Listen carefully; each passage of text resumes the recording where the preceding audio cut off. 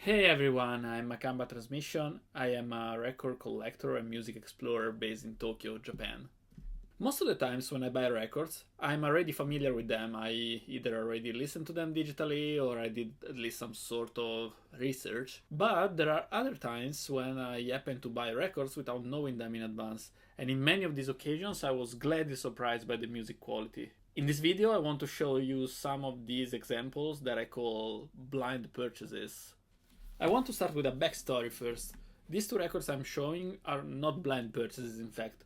So I used to live in Amsterdam, and I usually went to the huge vinyl record fair that they have every year in the Netherlands. At the time, it was still in Utrecht.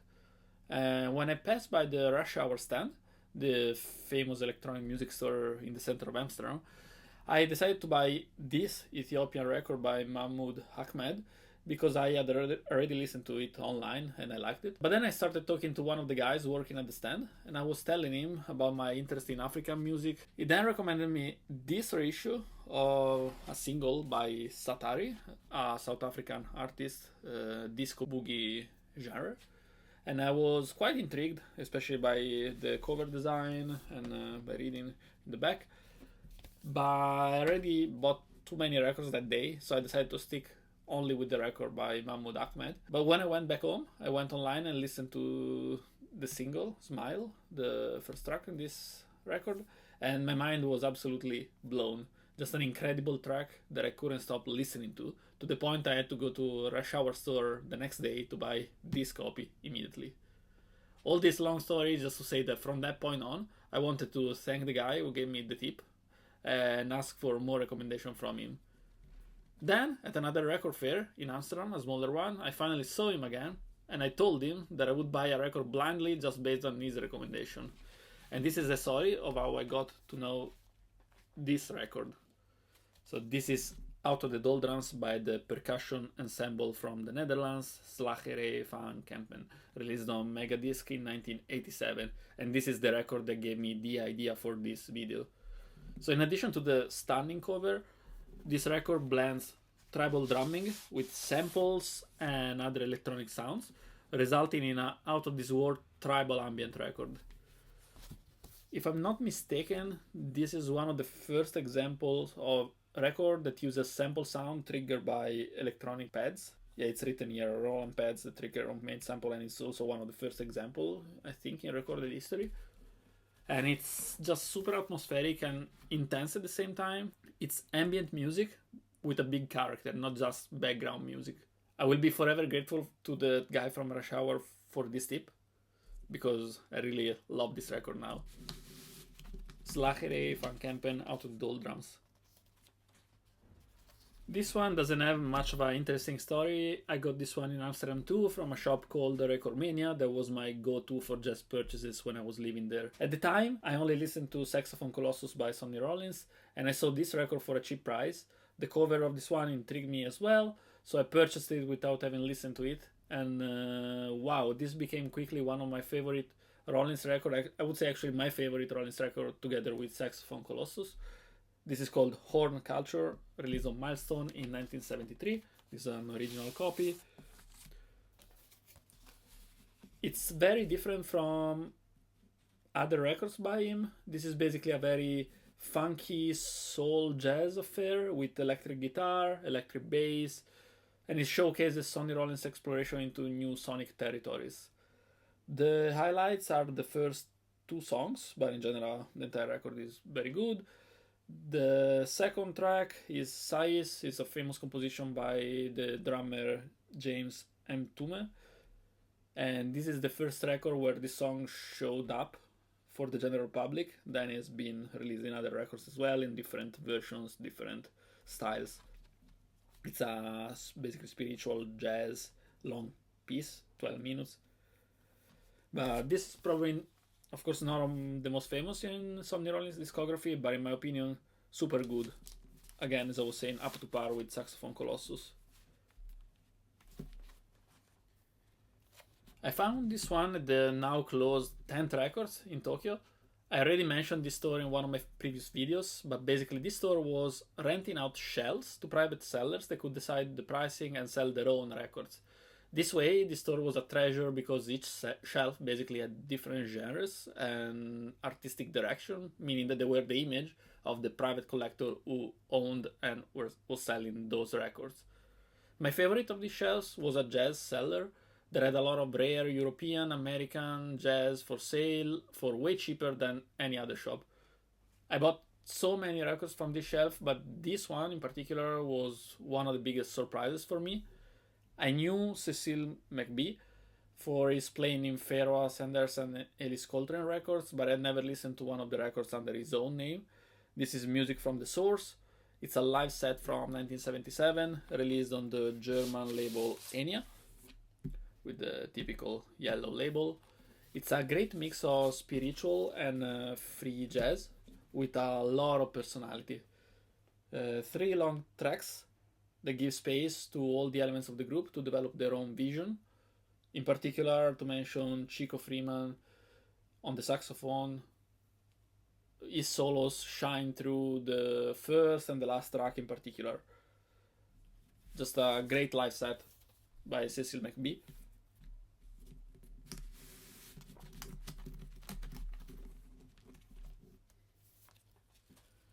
I got this one from a small record fair in Tokyo. I already knew Unit Structures and Conquistador by Cecil Taylor, but I didn't know this one in particular. As usual, the cover is interesting, and I knew the label before, of course, so I decided to give it a go. And of course, this became my favorite Cecil Taylor record together with another live set, Akisakila. The cover has seen some better days, it's not in great condition, but the record is perfect and the music inside is top notch. It's a live show from 1976 at the Ljubljana Jazz Festival in Slovenia.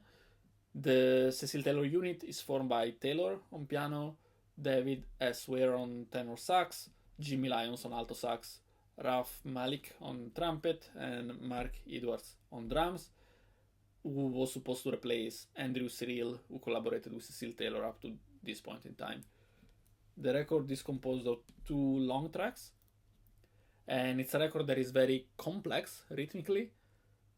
Cecil Taylor piano is characterized by rapid percussive attacks, dissonant chords, a lack of tonality in general, and the absence of bass lets the drummer Mark Edwards free to roam, and David S. Ware explodes in several volcanic eruptions with his saxophone. This is an absolutely seminal record and a great surprise when I listened to it for the first time. Cecil Taylor unit, Darker Than Cells, released on Enya. eBay is usually a very good source for African music. The only problem is that often it can be hit or miss, especially if you don't know the records and you cannot find them on YouTube. So I was very lucky with this one. It's not a really rare record and it's relatively recent as it is from 1987. So I was able to win the auction with a cheap bid. This is Saki. It's an artist from Congo and this is quite of a modern take on soukous, the typical guitar-driven genre from Congo and neighboring regions. This was definitely a big surprise for me, as usually I knew soukous music from in the 70s or early 80s, but this went above and beyond the expectations, so I definitely recommend it. It also has an handwriting on the back cover from 1987 when the record was produced. I don't know the backstory, of course, but it's always a nice touch when you buy used records. This is pretty good. If you can find it, I definitely recommend it. Saki, Salamalikoum. I started being interested in the music of Capo Verde after listening to an amazing compilation from Ostinato Records. So I started looking for original records from this small African island. And luckily in Amsterdam there was a very cool shop called Vintage Voodoo that was selling only ethnic and regional music from around the world. Unfortunately now it closed down, but they still sell online, I think. Anyway, in the shop I found this one, which is the self-titled Son of Cap, and I bought it immediately without knowing it in advance, just because I found out it was from Capo Verde and I wanted to explore this type of music. The tracks here are a representation of the two styles of Capoverdian music. One is called Coladeira, the other is called Funana. Coladeira is a bit slower and more ballad style, while Funana is more upbeat with very interesting electric guitar sounds and a specific type of accordion used in this type of music, and is the style I prefer. Is music full of energy and very lively, very danceable. This is from 1980 and is one of the first examples in this genre that it became way more popular later in the 80s.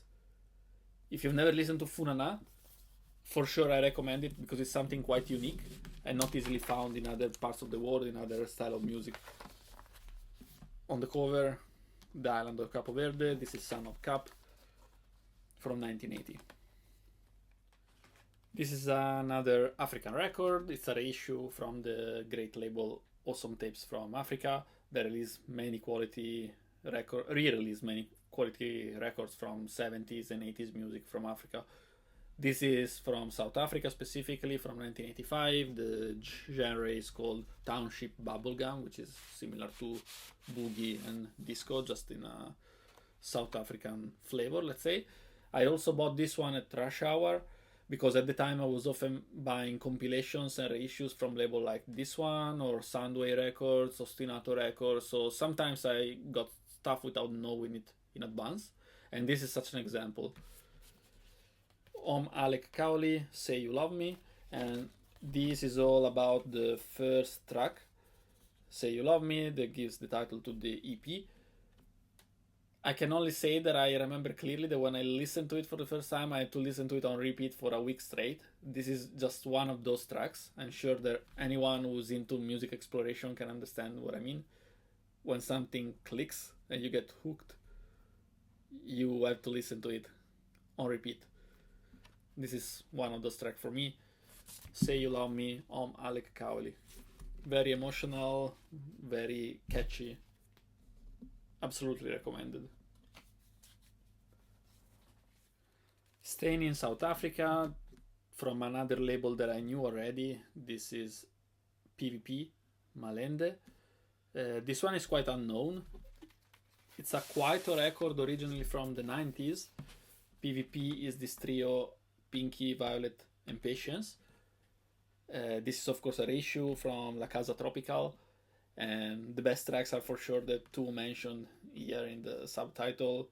These are outstanding dance pieces with infectious synth loops, a great kick drum and 4 on the floor beats, even reminding of some Chicago house from the early 90s. This trio has actually been quite forgotten. They only released another record outside of this one, but even with this reissue they didn't get the recognition that they deserve, in my opinion.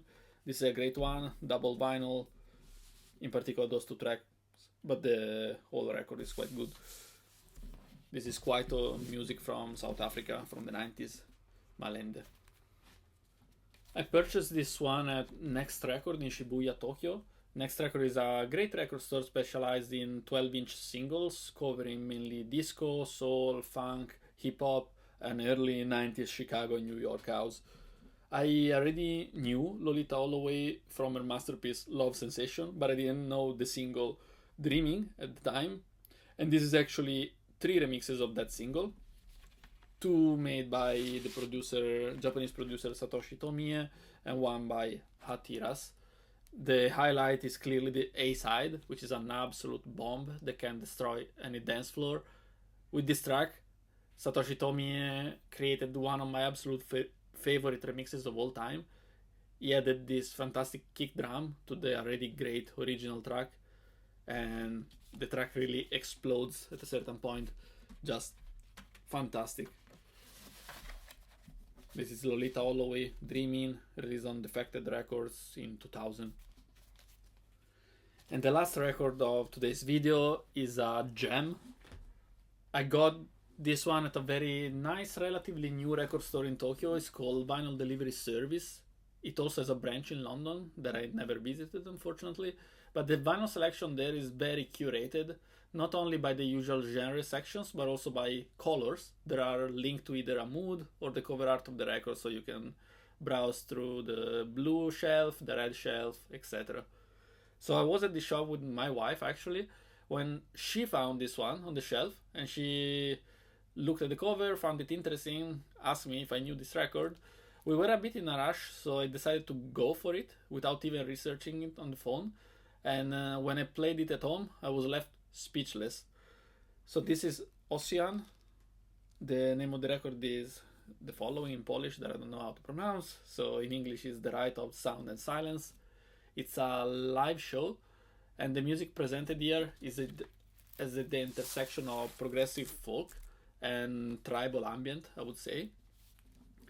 You can feel the passion that the musician put into the performance with the influence from ethnic music from multiple places around the world. And here actually you can see in the drawing, I think, how the ensemble was playing during the show. And you can see all the instruments being used, a lot of percussion, xylophone, flute for the melodies, and even a Korean instrument called Gaya Geum, which should be this one. The backside is simply a mirror image of it. In the B side, the entire ensemble starts singing together in a very low voice, understated way, but very emotional, like if they were singing around a bonfire in the middle of the night. I really wanted to show this record in this video because, in my opinion, finding records like this one is what gives a meaning to hundreds of hours spent researching music. When you find something like this, it leaves you with this sense of satisfaction where you can finally realize that all the time and money spent looking for interesting records, holy grails, were actually absolutely worth it. Where do you even begin describing music as immense as this? Do yourself a favor and look for this record. It's one of my best find of the past years, without any doubt. And on this note, I want to conclude this video. I hope you guys enjoyed. I'll see you next time. Take care.